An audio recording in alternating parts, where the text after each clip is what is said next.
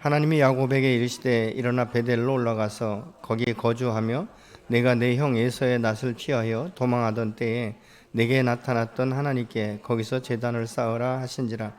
야곱이 이에 자기 집안 사람과 자기와 함께한 모든 자에게 이르되 너희 중에 있는 이방 신상들을 버리고 자신을 경결하게 하고 너희들의 의복을 바꾸어 입으라.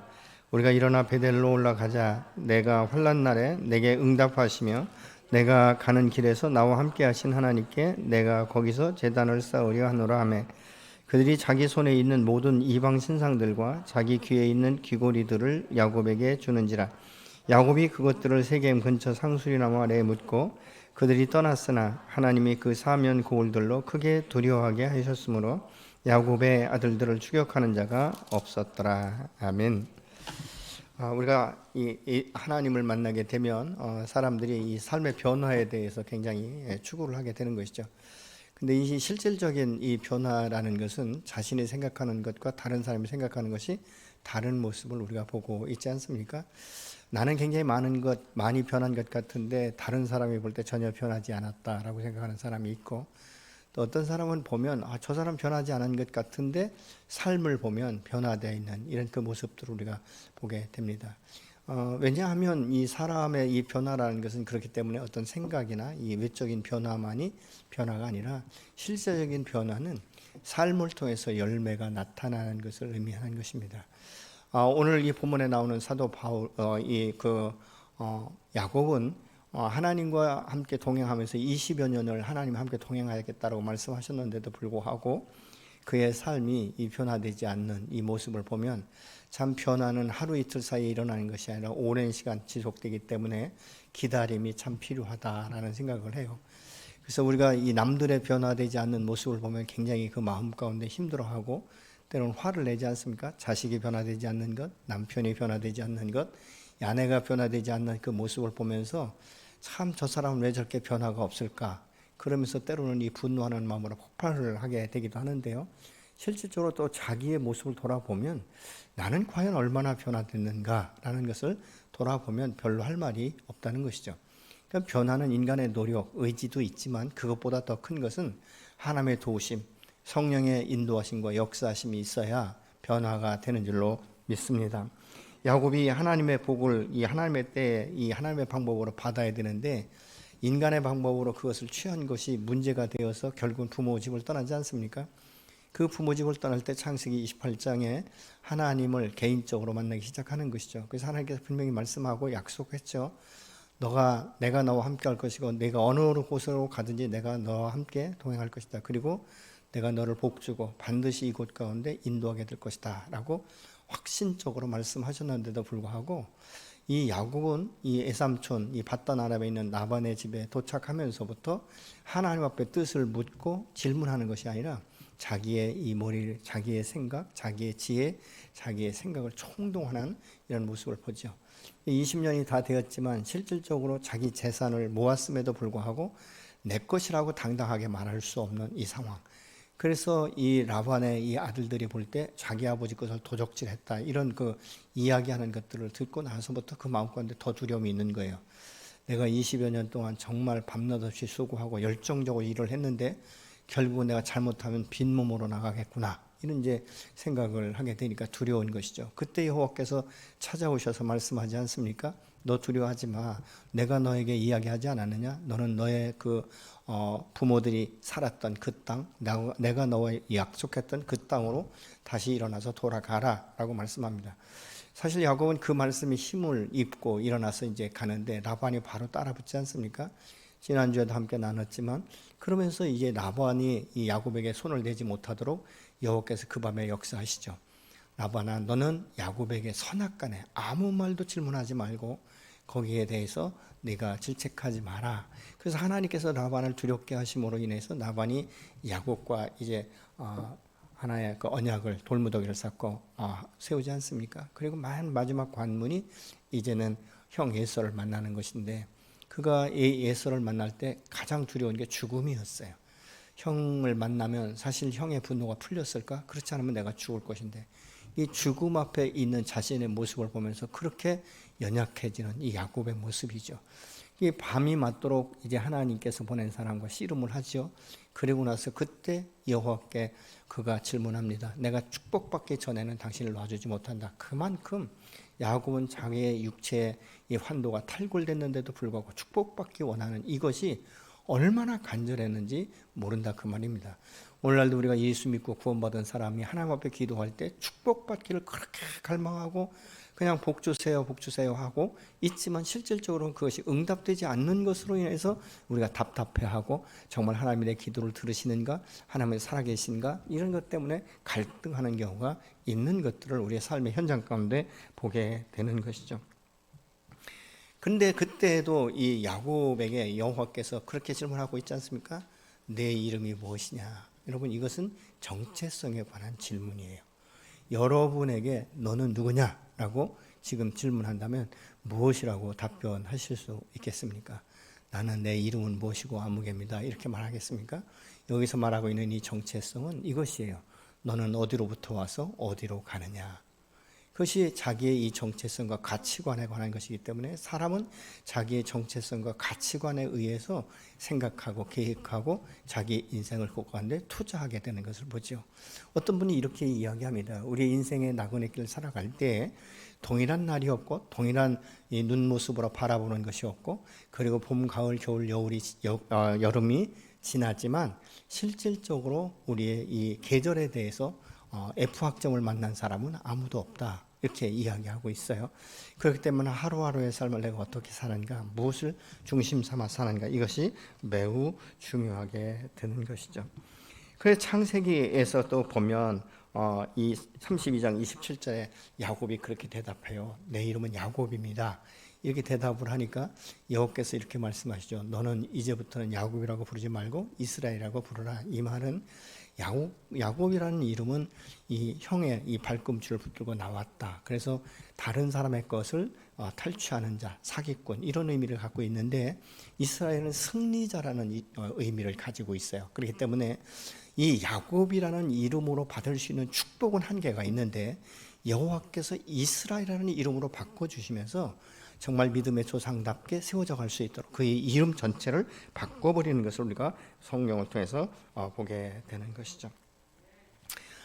이 야곱은 말이죠. 그렇기 때문에 이 형 에서의 문제가 해결됐으면 아마 믿음이 있는 여러분 같으면 바로 베델로 올라가서 제단을 쌓았을 것이에요. 근데 야곱은 문제가 해결될 때마다 자기 생각으로 자기 편한 대로 사는 거예요. 그러니까 결국 숙고를 이루어서 자기가 살 집과 이제 짐승들이 거처할 이 우리를 만드는 이 모습을 보죠. 그래서 이젠 좀 행복하다, 이젠 좀 걸릴 것이 없다, 내 마음껏 두려움이 없다, 이렇게 살려고 했는데 바로 자기 딸 이 디나가 강간을 당하지 않습니까? 이 강간을 당했을 때 사실은 아버지로서 가장으로서 이 문제를 해결할 수 있고 앞에 나서서 사실은 이 문제를 정확하게 갈머리를 져야 되는 것이에요. 그런데 이것을 짓지 못하니까 이 아들들의 마음 가운데 분노가 일어나기 시작하는데 아버지는 가장으로서 하는 일이 무엇인가? 우유부단하고 오히려 두려워하고 그럴 때에 이 디나의 오라비였던 이 시므온과 이 네위가 그들에게 가서 여호와의 율법에 대해서 말하고 종교적으로 그러면서 하나님의 이름을 빙자해서 거짓 맹약을 하지 않습니까? 그리고 나서 이 할례받고 가장 고통스러운 때가 3일 정도 되면 가장 고통스럽다고 말합니다. 이 3일째 되던 날에 그 사람들의 이 남자들을 다 쳐 죽이는, 그래서 이 야곱이 너무 두려운 나머지 아들들을 막 화나면서 꾸짖는 것이 무엇인가? 너희는 왜 괜히 냄새를 피워가지고 이 주변에 있는 사람들이 연합해서 이 우리를 공격하면 우리가 숫자가 너무 적기 때문에 결국 나도 죽고 우리 가정이 멸망하게 될 것이다. 이렇게 두려워하는 모습을 볼 수 있습니다. 그러니까 이렇게 아버지가 화를 내니까 이 자녀들이 뭐라고 말하는지 아십니까? 이 창세기 34장 31절에 이렇게 말합니다. 아버지, 그럼 이 세겜 사람들이 우리 누이를 창녀로 취급하는 것이 합당한 일입니까? 이렇게 이 자식들이 반문을 하는 거예요. 그러니까 여러분, 이 말은 무슨 말입니까? 아버지가 이 문제를 해결하지 못하니까 지금 우리가 이렇게 해결했는데 어떻게 당신은 당신의 딸이 이렇게 창녀 취급을 받고 있는데 그럼에도 불구하고 어떻게 당신만을 생각합니까? 이렇게 지금 반문하고 있는 것이죠. 여러분, 가정에 문제가 생기면요, 한 사람의 고통이 아니에요. 온 가족이 다 고통을 받게 되는 것을 우리가 보고 있지 않습니까? 이 고통 가운데 있는 이 야곱에게 하나님께서 지금 찾아오신 것이에요. 이 본문 1절에 하나님이 야곱에게 이르시되 일어나 베델로 올라가서 거기 거주하며 내가 내 형 에서의 낯을 피하여 도망하던 때에 내게 나타났던 하나님 앞에 거기서 제단을 쌓아라. 이렇게 지금 말씀하고 있습니다. 이 단을 쌓아라 이 말씀은요, 의미가 무엇이냐면 야곱을 하나님 앞에 홀로 세우기 위해서 지금 불러내시는 거예요. 이 단을 쌓으라는 것은 너는 내 앞에 서라 이 말입니다. 너는 내 앞에 대면하라고 지금 말씀하고 있는 것이죠. 사실 이 야곱은요, 세겜에서 자기의 장막만 진 것이 아니라 그곳에 단을 쌓고 하나님 앞에 예배를 드렸어요. 그럼에도 불구하고 여호와께서는 세겜, 이 가까운 곳에 있는 단에 가서 예배를 드리라고 말씀하지 않고 베델로 올라가서 그곳 가운데 단을 쌓고 예배를 드리라고 말씀하고 있는 것입니다. 사실은 야곱이 세겜에 이르러서 단을 쌓고 그 이름을 에렐로 헤이스 이스라엘이라고 불렀는데, 이것은 무엇입니까? 하나님은 이스라엘 하나님이다, 이런 의미를 가지고 있어요. 그런 의미를 부여했는데도 불구하고 왜 여호와께서는 이 야곱을 굳이 베델로 올라가라고 말씀하고 있는가? 우리가 이것을 몇 가지로 보면, 첫 번째로는요, 이 야곱이 집을 떠나서 처음 하나님을 만났을 때 그 은혜 받은 것. 여러분, 그래서 우리가 이 영적으로 참고 침체되면 우리가 기도할 때 하나님 내게 첫사랑을 회복시켜 달라고 우리가 기도하고 있지 않습니까? 사실 야곱은 이 하나님에 대해서 1대1로 직면한 것은 창세기 28장에서부터 시작된 거예요.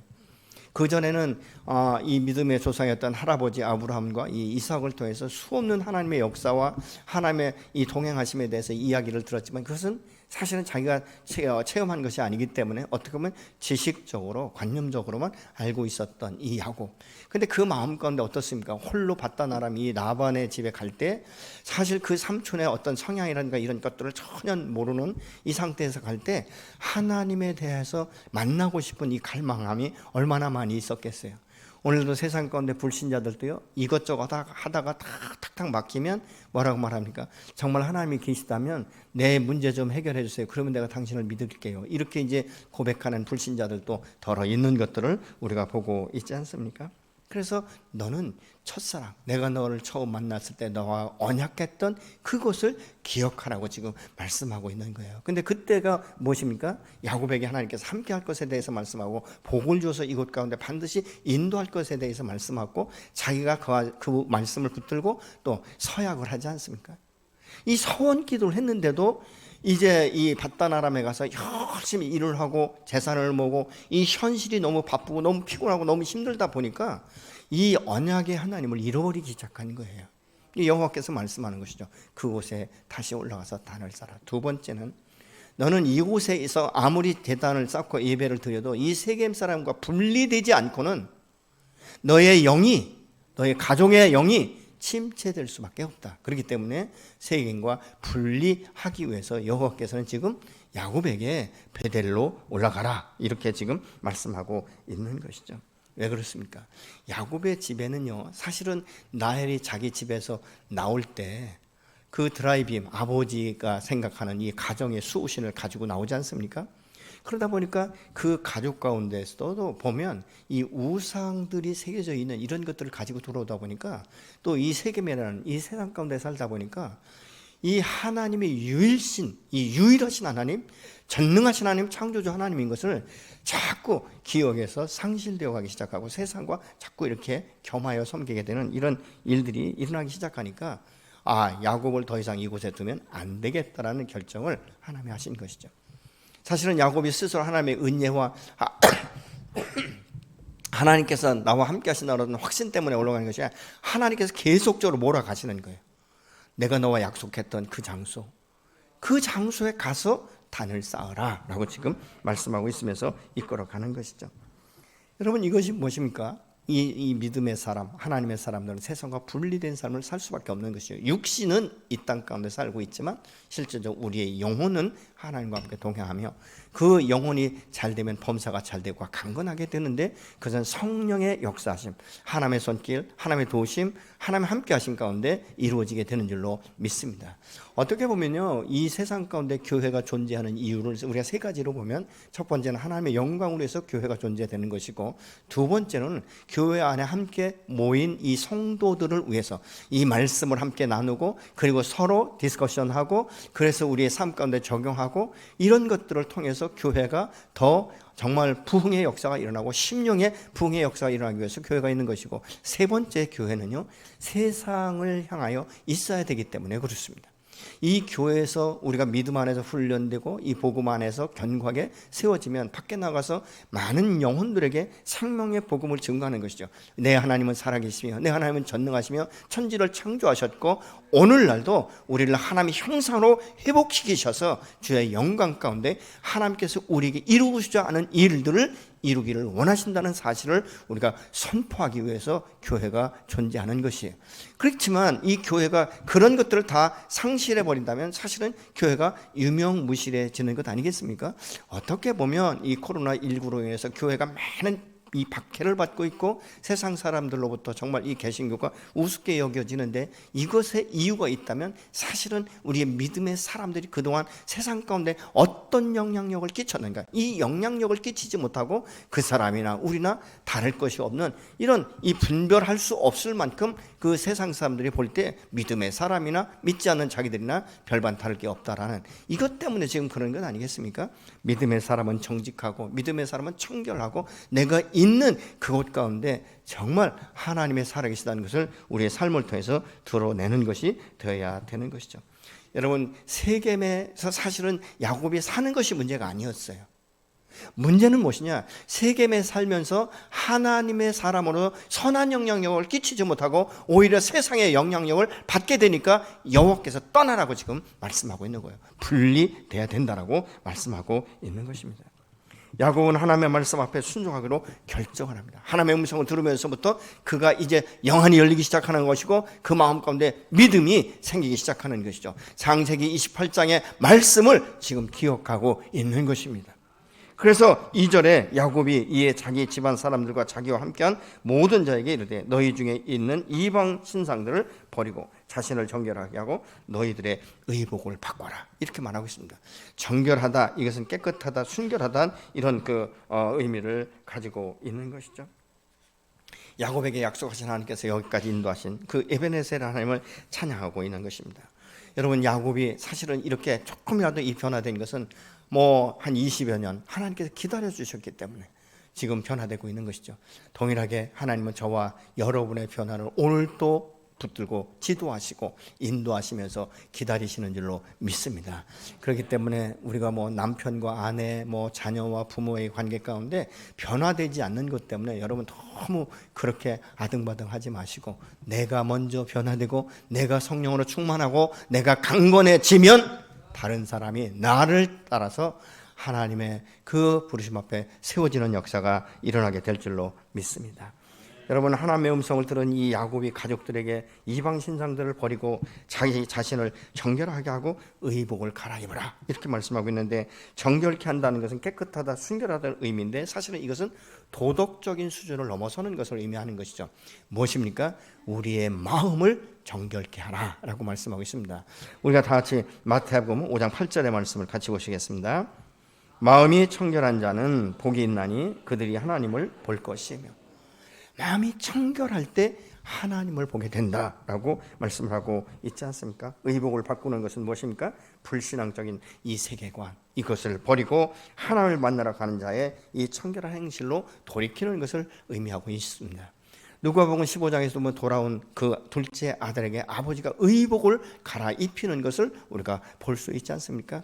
우리가 과거에 이 옛사람의 옷들을 다 벗어버리고 이제는 새 사람의 옷을 입고 주님 앞에 나가는, 그래서 참된 예배자로 주님과 교통하는 이런 역사들이 일어나야 될 줄로 믿습니다. 하나님을 만나러 갈 때 불신앙적인 요소를 다 벗어버리고 믿음의 주여 온전케 하신 이인 예수를 바라보며 그 앞에 나가는 것, 이것이 중요한 것이죠. 여러분, 우리가 하나님과 친밀한 관계로 발전되고 변화되기 위해서는 다른 것이 아니라 우리의 마음이 먼저 새롭게 변화를 받아야 될 줄로 믿습니다. 3절에 보니까 우리가 일어나 베델로 올라가자 내가 환난 날에 내게 응답하시며 내가 가는 길에서 나와 함께 하신 하나님께 내가 거기서 제단을 쌓으려 하노라며. 야곱이 이 하나님의 약속의 말씀을 지금 기억하고 있는 것이죠. 내게 말씀하셨던 그 하나님, 그 장소에 내가 돌아가서 내 마음이 그때 그 감격과 감동을 함께 내가 가지고 그것 가운데 예배를 드리리라, 이렇게 지금 말씀하고 있는 것입니다. 사실은 창세기 28장에서 야곱이 처음 1대1로 하나님을 만나고 대면했을 때 여러분 그 감격과 그 두려움, 이것은 말로 표현할 수 없었을 것이에요. 근데 이것을 잃어버린 게 된 것이 무엇입니까? 근데 그 소망이 하나님, 이 감격을 다시 한번 누리게 되는 것이죠. 그래서 우리가 예수 안에서 정말 이 첫사랑을 회복하면 사람들이 감격과 감동돼서 그냥 한없이 우리가 울어버리게 되지 않습니까? 나를 나되게 하시고 여기까지 인도하신 하나님, 나는 비록 하나님을 때로는 잃어버렸지만 하나님은 한 번도 나를 잃어버리지 아니하시고 그 시선에 그 불꽃 같은 눈동자로 졸지도 주무시지도 아니하시면서 나를 붙들고 계시고 지키고 계셨다는 것을 깨닫는 순간 우리는 주님 앞에 얼굴을 정말 땅에 대고 하나님 앞에 경배할 수 없는, 경배밖에 할 수 없는 이런 일들이 있지 않습니까? 야곱은 서원까지 잃어버렸어요. 그런데도 불구하고 하나님 그것에 대해서 책망하지 아니하시고 기다려주시고 인도하시고 필요할 때마다 나타나셔서 말씀하시는 이 하나님이 오늘도 살아계셔서 저와 여러분들에게 찾아오셔서 말씀하시고 건져주시는 줄로 믿습니다. 4절에 보니까 그들이 자기 손에 있는 모든 이방 신상들과 자기 귀에 있는 귀고리들을 야곱에게 갖다 주며 야곱이 그것들을 세겜 근처 상수리나무 아래 묻었다라고 말씀하겠습니다.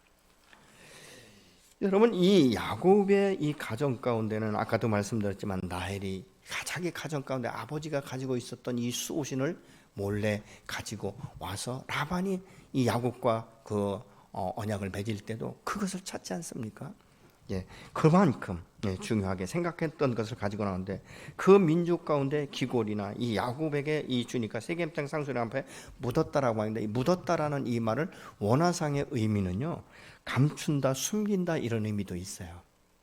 이 말을 다른 말로 다시 풀어보면 우리의 죄는 정확하게 정난하게 드러낼 때에 우리가 죄사함을 받는 것이지 우리의 죄를 감추면 이 죄사함을 받을 수 없고 우리가 회개를 한다 할지라도 그것은 입술의 회개일 뿐인 것입니다. 진정한 회개는 무엇인가? 내 안에 들어있는 모든 것들을 하나님 앞에 정직하게 오픈하고 내려놓는 것이에요. 그럴 때 그 자리가 비워지면서 성령이 그 자리에 채워지기 시작하고 주님이 나를 다스리는 힘이 그 안에서 더 강력하게 역사되는 이런 역사가 일어나게 되는 줄로 믿으시기 바랍니다. 오늘날도 우리가 이 문화를 타고 우리 안에 우상들이 들어오는 경우가 종종 있어요. 예를 들면 제주도에 가면 우리가 하르방 많이 보셨죠? 하르방 열쇠고리도 있고 한데 사실은 이것이요, 이 과거에 어떤 의미를 가지고 있냐면요, 제주 읍성을 지키던 하나의 수호신이었어요. 그 제주도 사람들은 그렇게 생각을 하고 있는 거예요. 우리는 하나의 그냥 하나의 작품이다 이렇게 생각하고 있지만 그렇다는 것이죠. 전에 제가 태국의 이 선교지를 방문할 때도 보니까 그곳 대학에 갔는데요, 코끼리상을 제단에 놓고 거기서 숭배하는 것을 봤어요. 근데 그곳에 가보면 이 코끼리로 이 열쇠고리 같은 걸 많이 만들어 놓거든요. 그냥 우리는 여행 상품으로 사와요. 그렇지만 그들의 그 속에는 이것이 하나의 신처럼 그렇게 여겨지는 게 우상이라는 거예요. 제가 전에 이 터키의 성지순례를 갔는데 우연찮게 이제 이 옛날에 이런 어떤 이 모습 가지고 있었던 이런 어떤 유물들을 이렇게 보니까요, 아주 작은 귀고리에도요 얼마나 정교하게 우상의 그 모습을 섬겨놨는지 제가 그걸 보고 깜짝 놀랐어요. 야, 이 시대에 어떻게 이렇게 정교하게 이렇게 우상의 모습들을 새겨놓을 수 있는가? 여러분 오늘날도 우리가 알게 모르게 이런 문화라는 이것을 타고 들어오는 우상들이 굉장히 많다 그 말입니다. 그렇기 때문에 우리가 이런 그 부분들을 잘 분별할 수 있는, 그래서 우리 마음속에 숨겨져 있는 이 우상들을 드러내야 우리의 속사람이 강건해지기 시작하는 것입니다. 야곱이 하나님의 음성을 듣기 전에는요, 시몬과 레위에게 세겜 남자들 죽인 것으로 인해서 주변 사람들이 연합해서 공격하면 내가 죽을까 봐, 그렇죠? 자기 항상 내가 먼저 죽을까 봐, 그리고 우리 가족들이 죽을 것에 대해서 두려워하기 때문에 화를 냅니다. 근데 하나님의 음성을 듣고 순종하기 위해서 자신과 주변의 우상들을 정리하면서부터는요, 그 마음 가운데 얼마나 담대함이 생겼는지 모릅니다. 그래서 야곱이 베델을 향해서 떠날 것을 선포할 때 우리 가야 되겠다 이렇게 했겠어요? 제가 볼 때는요, 굉장히 큰 소리를 했을 것 같아요. 아주 당당하게, 아주 담대하게 우리가 이제는 베델로 올라가서 그곳 가운데 단을 쌓고 하나님 앞에 예배하게 될 것이다, 이렇게 선포했을 거예요. 그러니까 이렇게 담대해지는 거예요, 마음이. 여러분, 하나님을 신뢰할 때 우리의 마음의 두려움이 떠나는 줄로 믿으시기 바랍니다. 그래서 하나님의 사람들은 마음 가운데 강하고 담대한 용사로 하나님이 세우신다고 오늘 또 말씀하고 있는 거예요. 야곱이 그렇게 마음 가운데 확신을 가지니까 5절을 한번 보십시오. 그들이 떠났으나 하나님이 그 사면 고울들로 크게 두려워하게 하셨으므로 야곱의 아들들을 추격하는 자가 없었더라. 여러분, 야곱이 생각했던 이 두려워했던 이 세겜산을 친 것으로 인해서 주변의 브리스 족속과 가나안 족속들이 연합해서 전쟁이 일어나면 자기들은 숫자가 너무나 작기 때문에 완전하게 멸망될 줄 알았어요. 근데 하나님께서 그들의 마음을 어떻게 두렵게 했는지는 모르지만 두렵게 하시니까 이 사람들이, 야곱의 아들들이 이 세겜 사람들의 남자들 다 쳐 죽였지만 아무도 그 문제에 대해서 이유를 달거나 토를 달거나 나서는 사람이 없었다라고 말씀하고 있는 것이죠. 여러분, 하나님의 말씀 앞에 순종하기 전에는 우리가 두려움 때문에 이 갈등하고 순종할 때 결정하는 이것들이 힘들지만 사실은 순종을 통해서 행동으로 나타날 때 어둠이 떠나는 역사가 있게 되는 줄로 믿으시기 바랍니다. 여러분, 우리가 사람을 두려워하면 패하지만 하나님을 두려워하면 반드시 승리하게 되는 줄로 믿으시기 바랍니다. 여러분, 스코틀랜드의 이 종교개혁자 존 낙스가 이렇게 말을 해요. 나는 하나님과 제 이에는 아무것도 두려운 것이 없다. 그래서 이 메리 여왕이요, 프랑스의 모든 군대보다도 나는 존 낙스가 더 두렵다, 그렇게 말했다는 거예요. 여러분, 하나님의 일은 수에 있지 않고 믿음의 사람들의 역사 안에 있는 줄로 믿으시기 바랍니다. 출애굽기 3장에 보면요, 하나님께서 모세를 80에 부르세요. 그때 모세가 여러 가지 이유를 대지 않습니까? 나는 입술이 뻣뻣하고 나는 말도 못하고 나는 밤이 바로 앞에 설 수도 없는 사람입니다. 그러니까 이 출애굽기 5장에 여호와께서 이렇게 말씀하세요. 그러면 내가 내 형 아론을 붙여줄게. 그래서 이 출애굽기 5장에 보면요, 그 바로 앞에 모세와 아론 두 사람이 섭니다. 그리고 나서 하나님께서 이제 재앙에 대해서 한 가지 두 가지 내릴 때마다 이 바로 왕이 얼마나 강팩했는지 그 이스라엘 사람들을요 더 착취를 해버려요. 노동을 막 가중시켜 버린단 말이죠. 그러다 보니까 이스라엘 백성들이 그 마음 가운데서 불평과 불만을 모세에게 쏟아내기 시작합니다. 왜 괜히 건드려가지고 우리를 이렇게 더 힘들게 하는가. 그런데 출애굽기 11장 1절로 3절에 보면요, 마지막 10가지 재앙을 내리고 나니까 애굽 사람들이 모세를 어떻게 보냐면요, 이 사람은 하나님의 손에 붙잡힌 사람이 굉장히 위대한 사람이다. 그래서 모세를 굉장히 위대하게 보는 거예요. 여러분, 이런 역사가 일어나지 않습니까? 모세가 그렇게 위대한 사람이 아닌데도 불구하고 하나님의 장중에 잡힌 바 되고 하나님의 말씀을 붙들고 이 강팍한 바로 앞에 섰지만 하나님의 강력한 능력과 역사가 나타나니까 이 바로의 마음이 꺾일 수밖에 없었고 애굽의 모든 신하들이 이 모세의 그 위대함을 보고 놀랐다라고 말씀하고 있지 않습니까? 하나님은 오늘 또 여러분과 가정과 교회 공동체를 통해서 이런 역사를 나타내기를 원하시는 줄로 믿습니다.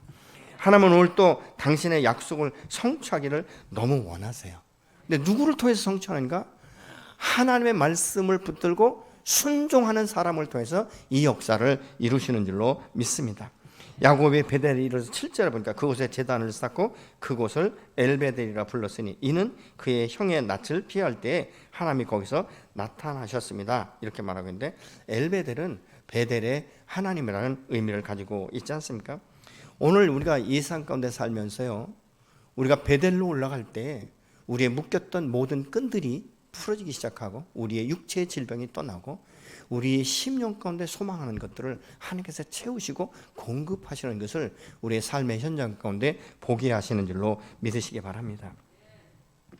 여러분, 하나님의 사람은 말씀 중심과 하나님 중심의 삶을 살아가야 돼요. 세상 중심과 내 중심이 아니라 이것을 이제는 변화를 통해서 하나님 중심의 사람, 하나님 말씀의 중심의 삶을 살기로 우리가 선택하고 결정할 때 그 모든 것들은 하나님에 채워주세요.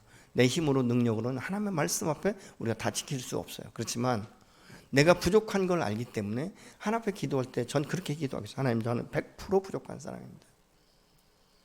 그렇기 때문에 나는 100% 당신의 도우심이 필요합니다. 하나님 도와주십시오. 하나님 지혜를 주십시오. 아직도 미숙하지만, 아직도 때로는 제 생각과 제 계획대로 일들을 해나갈 때도 있지만, 그때마다 하나님께서 중간에 그 말씀을 주시고 질문할 수밖에 없는, 어떻게 해야 될까를 하나님 앞에서 고민하게 되고 때로는 몸부림치는 이런 시간들을 갖게 하시는 것이죠. 아직도 먼 길이지만 조금씩 이 변화되어지는 이 모습을 우리가 볼 수 있지 않습니까? 여러분의 과거를 한번 생각해 보십시오. 내가 처음 예수를 만났을 때 얼마나 내 생각대로, 내 뜻대로 밀고 나가는지, 내 열정대로 우리가 끌고 나가는지.